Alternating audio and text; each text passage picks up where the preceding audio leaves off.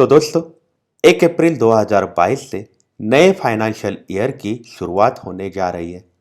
और ये नए फाइनेंशियल ईयर में क्या क्या नए नए बदलाव होने वाले हैं जो आपके रोजमर्रा की जिंदगी पे असर छोड़ सकते हैं। आइए करते हैं हम उस बारे में डिटेल में बातचीत। ये बदलाव आपकी जिंदगी पे बहुत बड़ा असर तो नहीं छोड़ेंगे, लेकिन इसकी जानकारी होना बहुत जरूरी है। तो सबसे पहला यह बदलाव है कि जैसे कि गवर्नमेंट ने ऐसा बोला था कि दो तरीके के प्रोविडेंट फंड अकाउंट बनाने हैं। एक है टैक्सेबल प्रोविडेंट फंड अकाउंट और दूसरा है non taxable provident fund account. तो अगर आपने 2.5 लाख के ऊपर 2.5 लाख के ऊपर अगर आपने प्रोविडेंट फंड में कंट्रीब्यूशन करा है, तो फिर जो एक्सेस कंट्रीब्यूशन आप कर रहे हो वो एक्सेस कंट्रीब्यूशन पे आने वाला ब्याज जो है वो आपके लिए टैक्सेबल हो सकता है। यह अमेंडमेंट आने वाली है 1 अप्रैल 2022 से।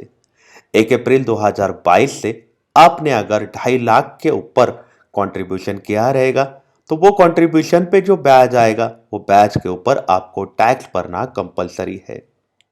दूसरा बदलाव यह है जो है सीनियर सिटीजन्स के लिए।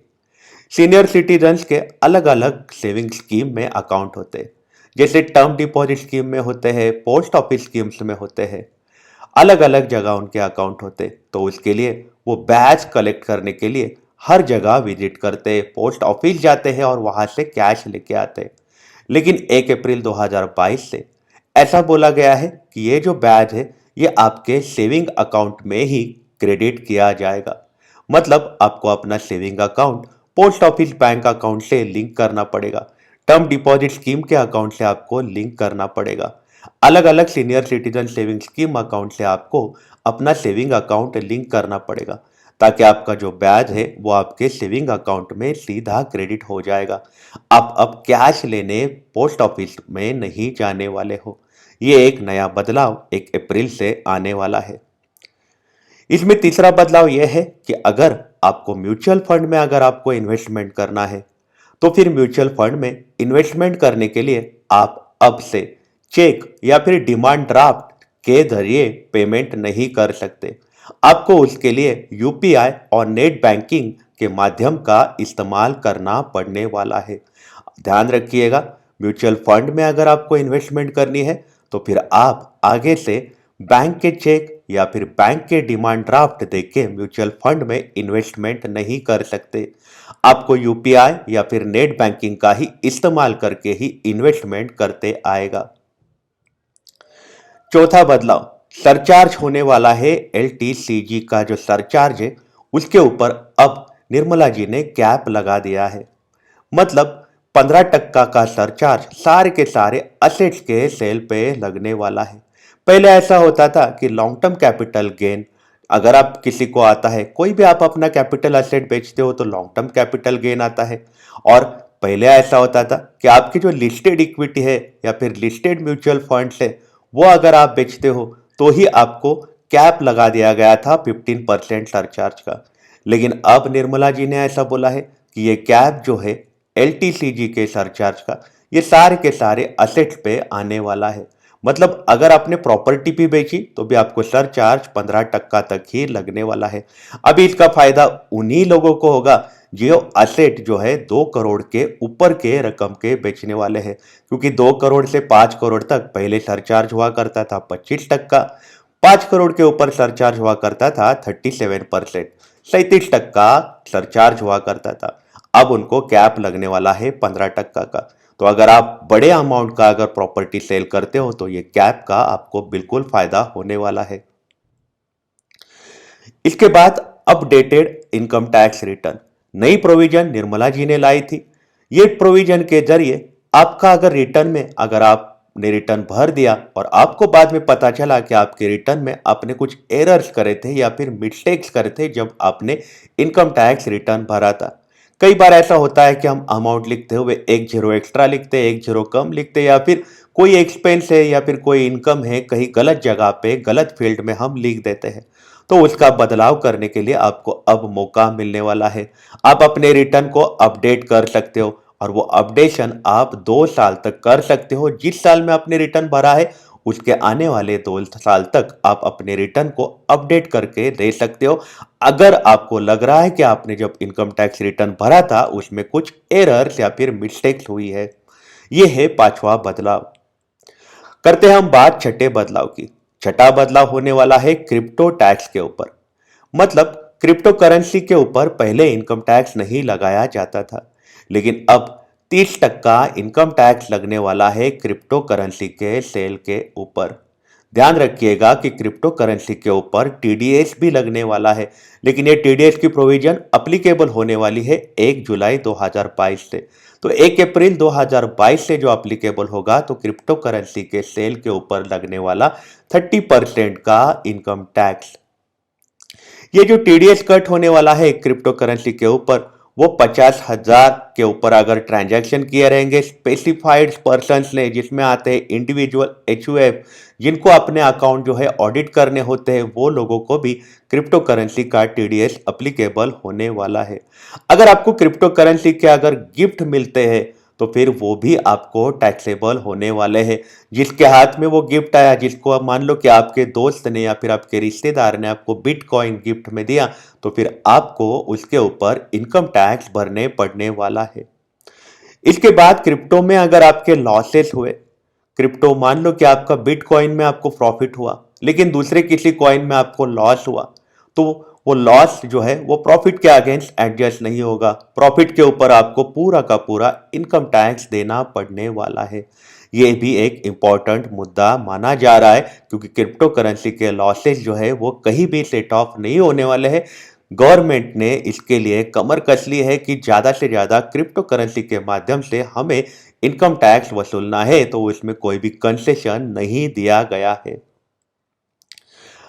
इसके बाद सातवां बदलाव यह है कि सेक्शन 80 पहले ऐसा होता था कि जो नए से मतलब पहली बार कोई घर खरीद रहा है, पहली बार घर खरीदने वाले इंसान को 45 लाख तक अगर उसने घर खरीदा तो उसको इनकम टैक्स में 80 के माध्यम से 1.5 लाख का एक्स्ट्रा डिडक्शन मिलता था। 1.5 लाख रुपए तक का इनकम आपका माइनस होता था, उतना आपको डिडक्शन मिलता था इनकम टैक्स के सेक्शन 80 के माध्यम से। लेकिन निर्मला जी ने ये पीरियड जो है वो 31 मार्च 2022 तक ही सीमित किया हुआ था। मतलब 1 अप्रैल 2022 से ये प्रोविजन अब अप्लीकेबल नहीं होने वाली है। मतलब पहली बार घर खरीदने वाले इंसान ने अगर 45 लाख के अंदर भी घर खरीदा तो भी उसको 1.5 लाख का जो एक्स्ट्रा डिडक्शन मिलता था वो नहीं मिलने वाला है। लेकिन जो ट्रेडिशनल डिडक्शन जो चले आ रहे हैं section 25 of income tax act के माध्यम से, वो है 2 लाख रुपए का, वो आपको मिलने वाला है। इसके बाद आठवां बदलाव, ये एक्चुअली बदलाव नहीं है, निर्मला जी ने फॉर्मली ये बजट में अनाउंस किया था। ये एक्चुअली ऐसा है कि अगर आप नौकरी कर रहे हो मान लो, तो नौकरी में अगर आपको नौकरी के दरमियान पैंडेमिक में महामारी ने आपको पकड़ लिया था और उसी के चलते आपके एम्प्लॉयर ने आपको मदद के लिए कुछ पैसे, कुछ रकम, धनराशि आपको दी थी, तो वो धनराशि को परक्विजिट नहीं माना जाएगा।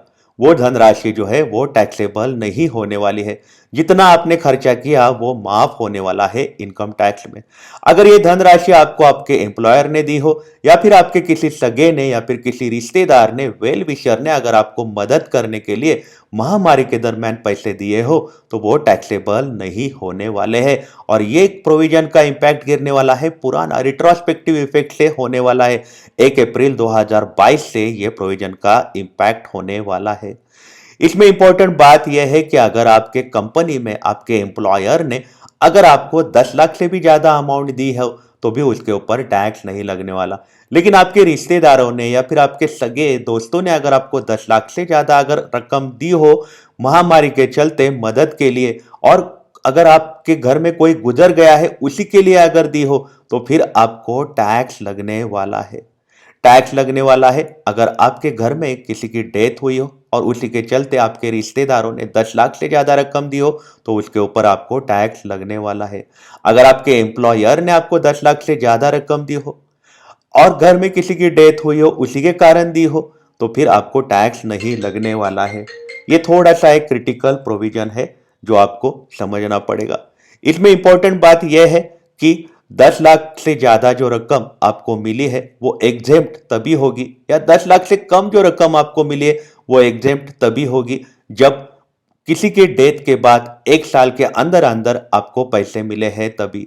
1 साल के ऊपर अगर समय बीत गया तो फिर आपको उसके ऊपर टैक्स भरना पड़ने वाला है। इसके बाद नोवा बदलाव जो आने वाला है वो है एक्सिस बैंक की तरफ से। एक्सिस बैंक में minimum balance requirement salary account में या फिर सेविंग अकाउंट में हुआ करती थी 10,000 रुपए तक की, लेकिन अब एक्सिस बैंक ने वो मर्यादा बढ़ा दी है। 1 अप्रैल से आपको एक्सिस बैंक में मिनिमम बैलेंस रखने पड़ने वाला है 12,000 रुपए का। 2,000 रुपए की बढ़ोतरी एक्सिस बैंक ने मिनिमम बैलेंस में करा दी है। तो ध्यान रखिएगा, अगर आपका एक्सिस बैंक में अकाउंट है तो फिर आपका मिनिमम बैलेंस रिक्वायरमेंट 12,000 होने वाला है। इसके बाद पंजाब नेशनल बैंक ने भी एक अनाउंसमेंट करी है। 1 अप्रैल 2022 से आप अगर हाई वैल्यू ट्रांजैक्शंस करते हो तो फिर आपको पॉजिटिव पे सिस्टम का सहारा लेना कंपलसरी है।